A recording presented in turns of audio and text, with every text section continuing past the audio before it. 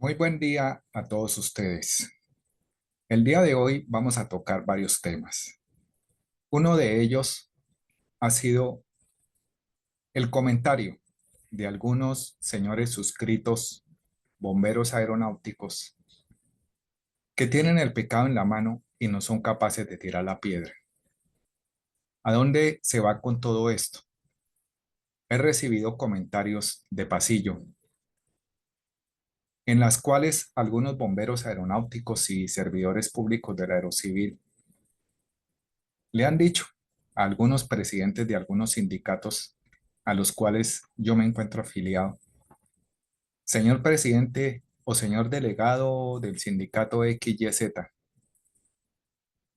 ¿por qué no le dice a Franklin Cano que deje de estar haciendo eso que está haciendo? Es decir, este tema de poner en conocimiento ante la sociedad y ante las autoridades todas aquellas situaciones que están enmarcadas en el riesgo social y en el derecho a la libre expresión y a la denuncia pública. Frente al tema, la Organización de los Estados Americanos, Comisión Interamericana de Derechos Humanos, en su capítulo octavo, el derecho a la libertad de pensamiento y expresión.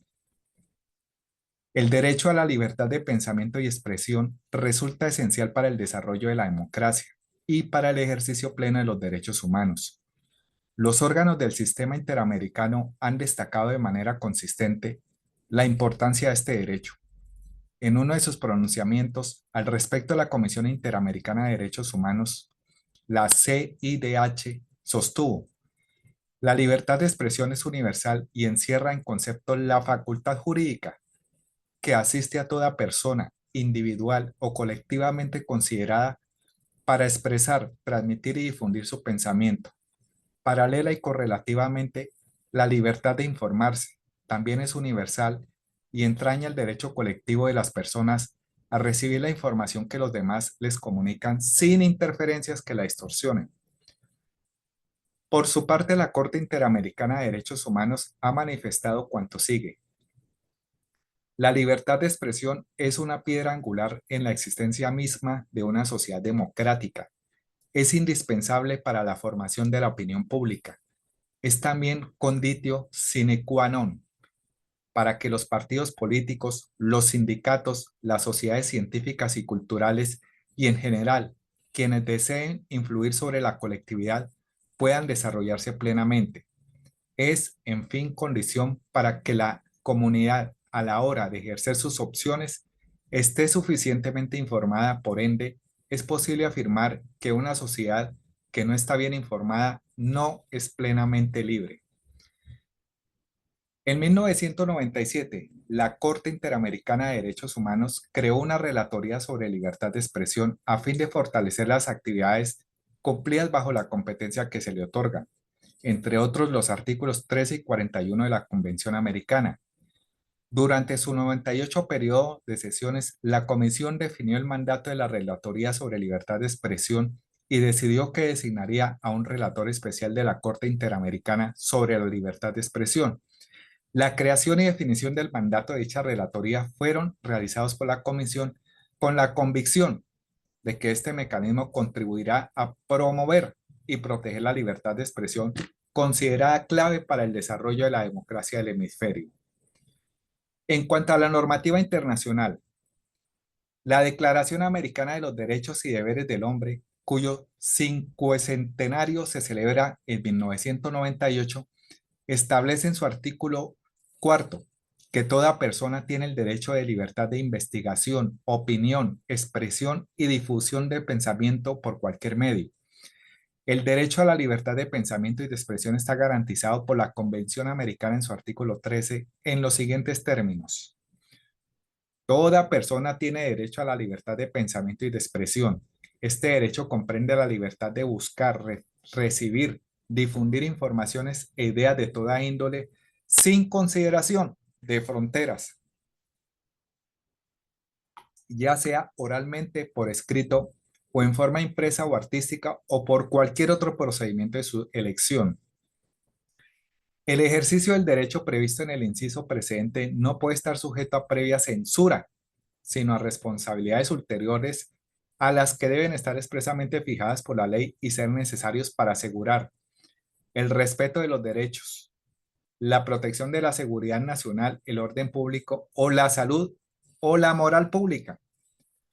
No se puede restringir el derecho de expresión por vías o medios indirectos, tales como el abuso de controles oficiales o particulares de papel para periódicos, de frecuencias radioeléctricas o de enseres y aparatos usados en la difusión de información o por cualquiera de otros medios encaminados a impedir la comunicación y la circulación de ideas y opiniones. Estará prohibida por ley toda propaganda en favor de la guerra y toda apología del odio nacional, racial o religioso que constituyan incitaciones a la violencia o cualquier otra acción ilegal similar contra cualquier persona o grupo de personas, por ningún motivo inclusive de raza, color, religión, idioma u origen nacional. Ahora bien, la normativa interna.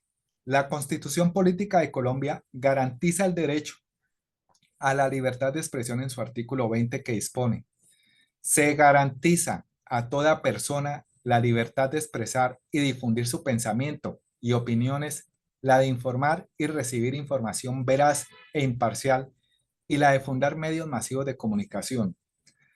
Estos son libres y tienen responsabilidad social.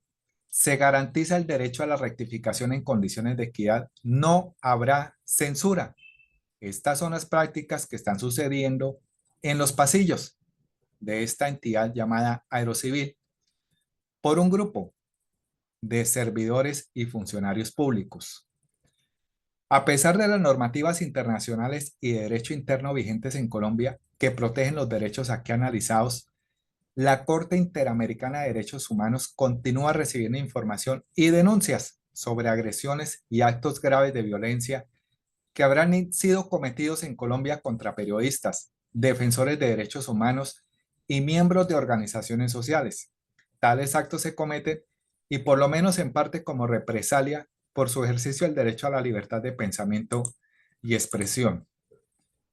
Entonces, con esto queda claro que se está evidenciando esas prácticas de censura al derecho a la libertad de expresión por parte de algunos servidores públicos de la Unidad Especial Aerocivil, siendo esta una entidad del Estado de carácter técnico, pero que de todos modos tiene que respetar la jurisdicción constitucional, el mandato del Estado y sobre todo los derechos a la libre expresión, los derechos humanos y los principios fundamentales y derechos fundamentales.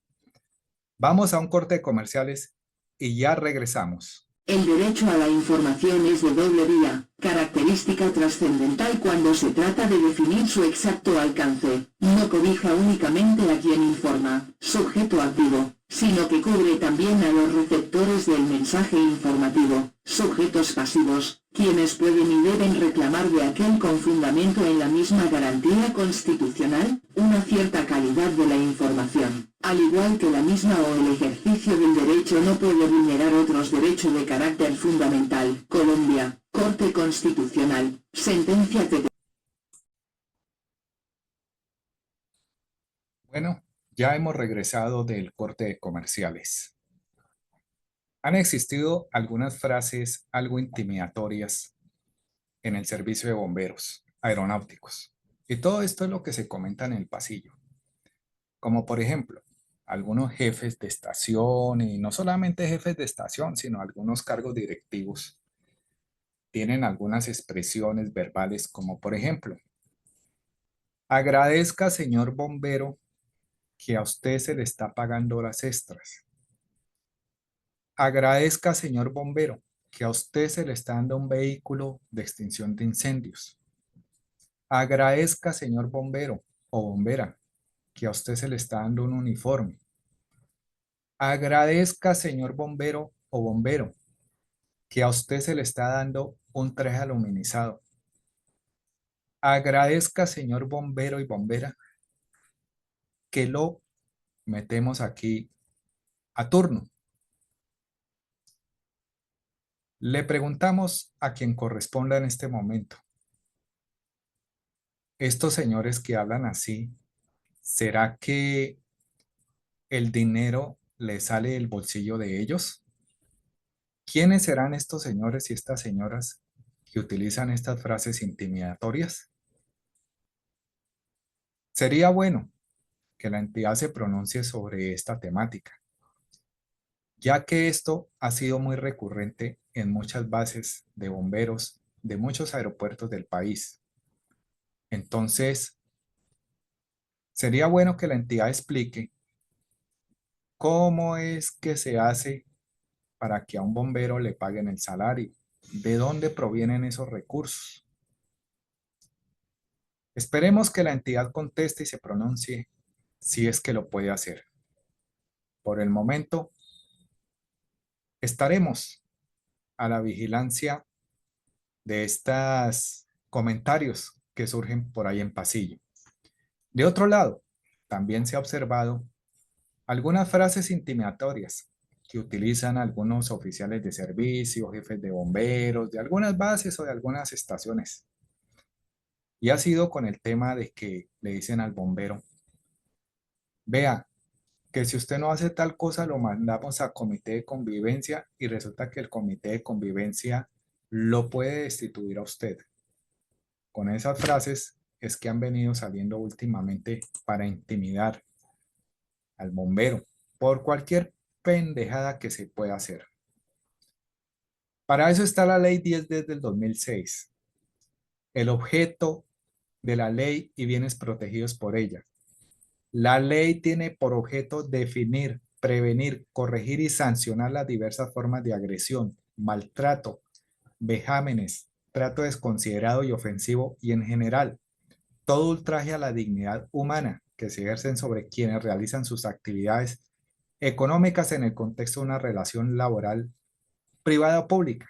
Esa es la ley 10 del 2006. Una definición de modalidad de acoso laboral, y lo dice el artículo 2 de esa misma ley.